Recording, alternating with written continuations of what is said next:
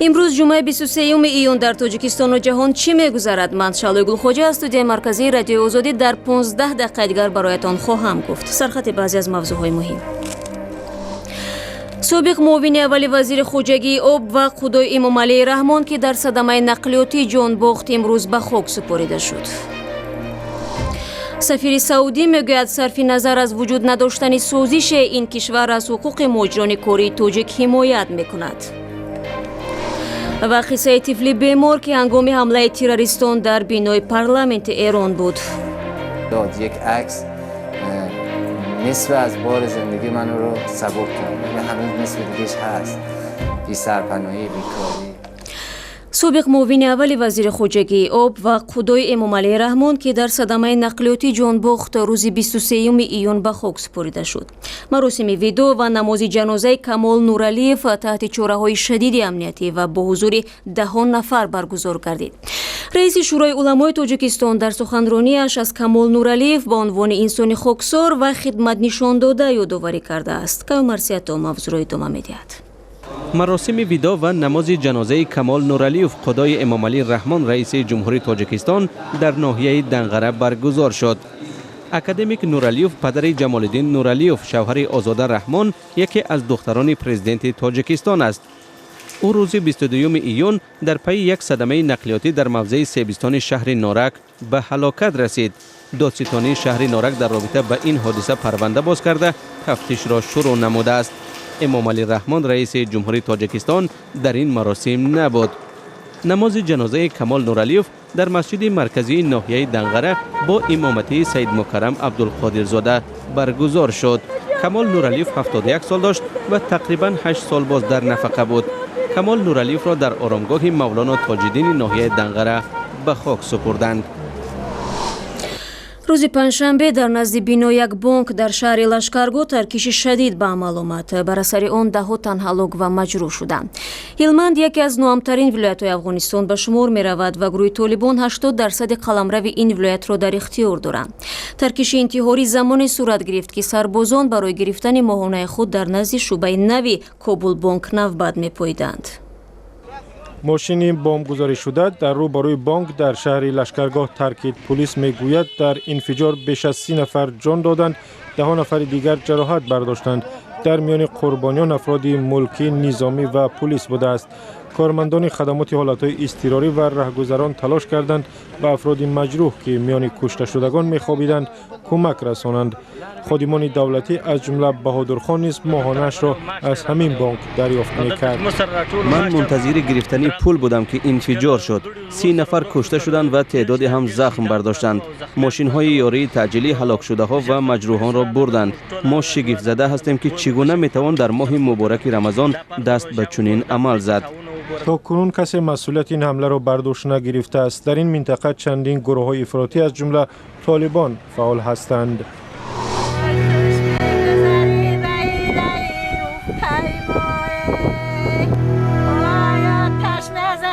اون روز هیچ که فراموش کرده نمیتونم. بچه من کشتن، شما کشتن، اکا من کشتن، بچه اکا من کشتن، سو فراموشیه. سلسله گزارش‌های ویژه رادیو آزادی رو که به روز وحدت بخشیده شدند و از جنگ و صلح تاجیکان قصه میکنند در شکل مفصل در سامانه آزادی www.azadi.org و کانال ما در شبکه یوتیوب تماشا کنید. کشورهای عربی فهرست خواسته ها برای از سرگیری روابط با قطر را مشخص کردند که در آن از جمله قطع رابطه های دیپلماتی با ایران و گروه های تروریستی، بستن پایگاه نظامی ترکیه و منع شبکه تلویزیونی الجزیره داخل بوده است.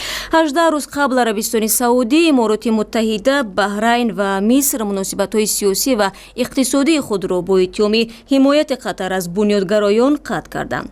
این هم در حالی است که در این اواخر روابط میان تاجیکستان و عربستان سعودی گسترش یافته است. همکارمان مردان محمد در یک صحبت ویژه با عبدالعزیز محمد البودی سفیر عربستان سعودی در تاجیکستان ابتدا از امکان صادرات نیروی کاری به این کشور سوال کرد.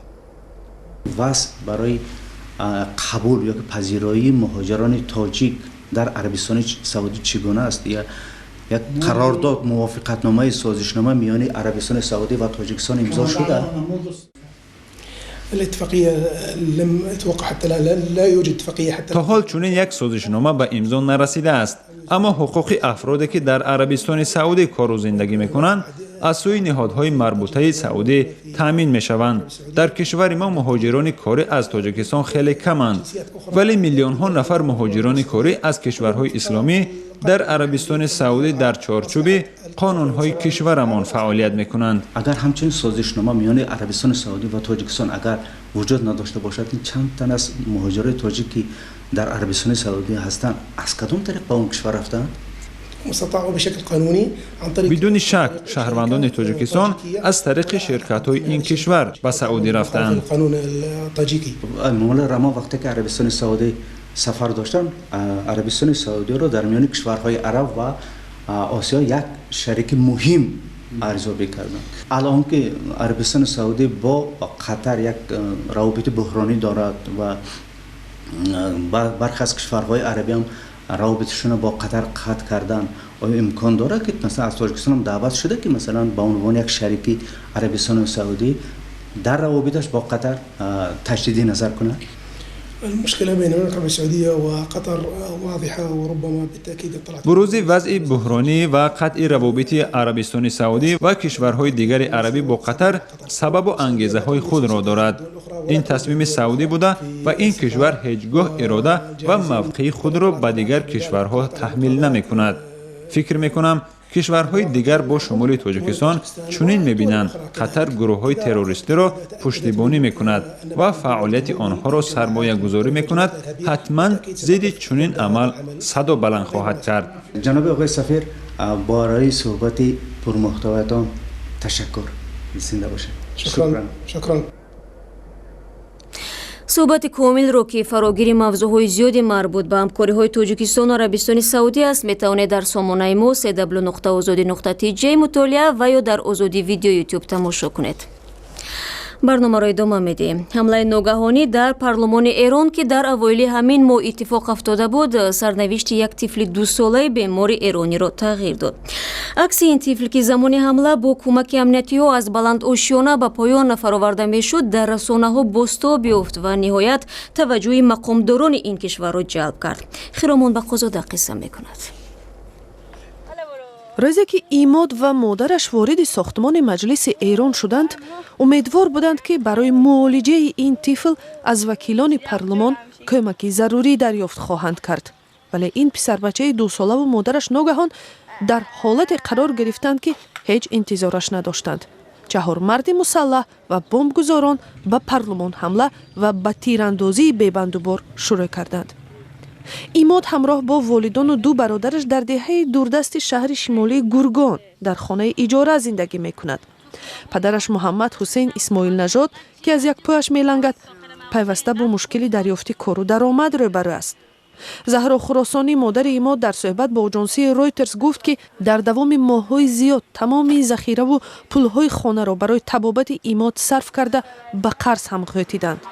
به خاطر سرچ خونش که مثلا می‌خواستم بفرستم 470 یورو پول می‌خواست، من نداشتم. شوهرم بیکاره، 2 تا بچه تو خونه دارم و مستاجرم، یعنی واقعا به تنگی، یعنی هیچ پول دیگه نداشتم. هر چی داشتم 2 سال و 3 ماه که این بچه تو بیمارستان 3 بار عمل شده، هر چی داشتم خرج کردم و هر جایی که قرض گرفتم دیگه دوباره من قرض نمیدادم، کلی هم قرض کرده بودم.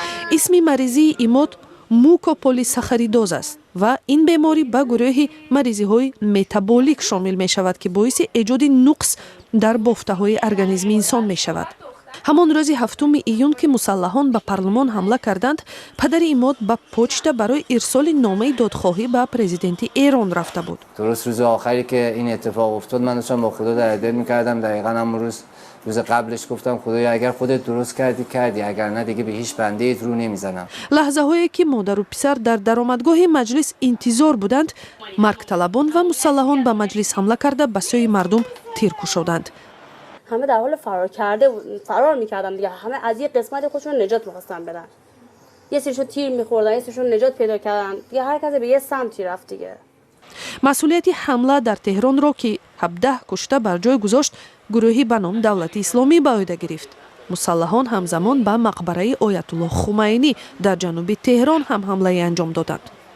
заҳро гуфт писарро ба оғӯш кашида ӯ ҳам фирор кард. дар яке аз роҳравҳои маҷлис амниятиҳо ба тани модару писар ҷавшан ва ё беостинҳои тирногу зард пӯшонда онҳоро аз дохили бино ба ҷои амн интиқол доданд.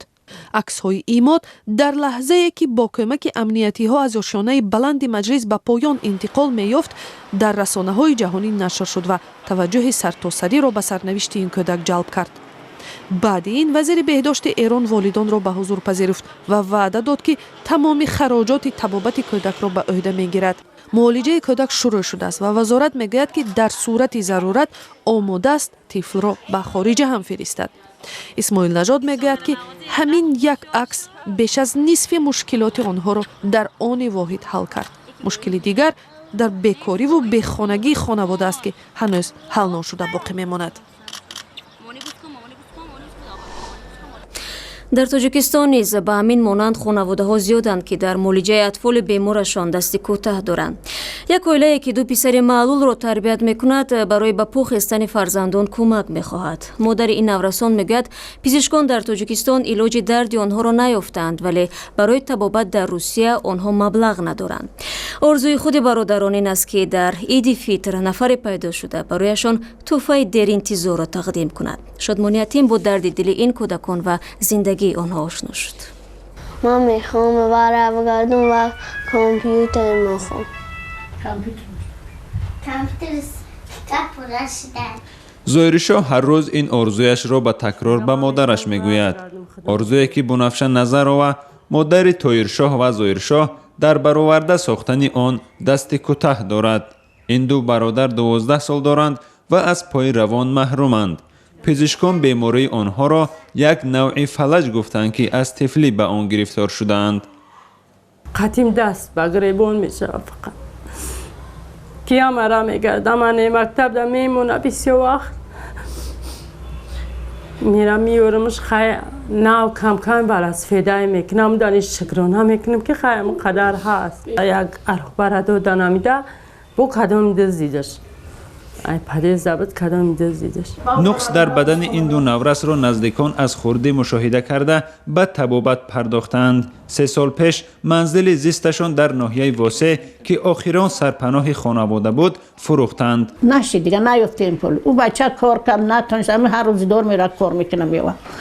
بعد خانه را گفت فروختیم و بچه هم دخترم خیلی یاردم دادن نشد. آوردیم در شسته خانه نوستان دست دادیم. بنفشه نظر و 3 فرزند دارد. سمیه دختر آنها در باغچه تحصیل میکند و هیچ نقص جسمانی ندارد. پدر خانواده با ماشینی که یک خششان برای پیشبرد روزگار به وی داده است به تاکسیرانی مشغول است. یگانه درآمد آنها از همین پول تاکسی و 300 سومانی نفقه ماهانه 2 کودک معیوب است. حیوانات خانگی، گوسفند، حیوانات وحشی، موش آبی. زویرشاه در صنف 5 میخواند و با کمک نزدیکان میتواند کم کم قدم بردارد. تویرشاه از این امکان محروم است. من کلانشم با میخوام در کروسیه کار کنم. برای چی در کروسیه میخوای کار کنی؟ برای کی در بالای ملیسا رئیس میشه. این خانواده امیدوارند برای طبابت و بپا خستن این دو جگربندشان شخصان سخاوت پیشه سهم میگذارند. شادمان یتیم، آزادی، دوشنبه.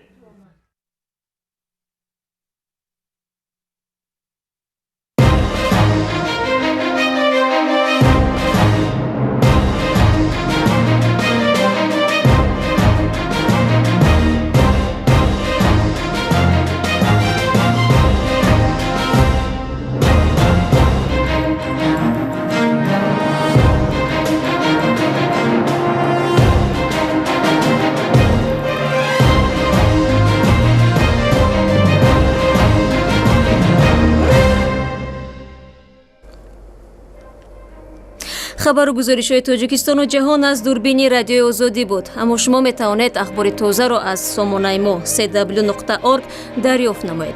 صفحه‌های ویژه رادیوی آزادی در شبکه‌های اجتماعی نیز دسترس است. آزادی ویدیو یوتیوب نیز برای شماست. سپاسگزاریم که با ما بودید و خدا نگهداری هر یک شما.